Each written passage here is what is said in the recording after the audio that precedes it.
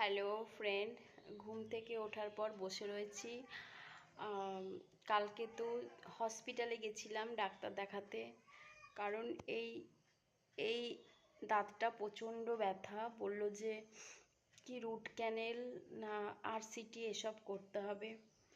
তো আজকে ডেট দিয়েছে, আজকে হবে।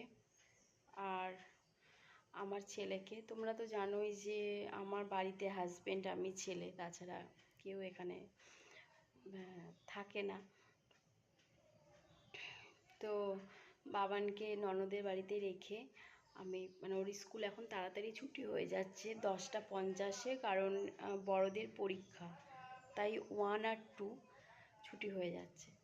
তো ওকে ননদের বাড়িতে রেখে গিয়েছিলাম ডাক্তার দেখাতে। আর একটা কথা, কালকে যখন ওকে স্কুল থেকে নিয়ে, ওর প্রচণ্ড জ্বর, মানে প্রচণ্ড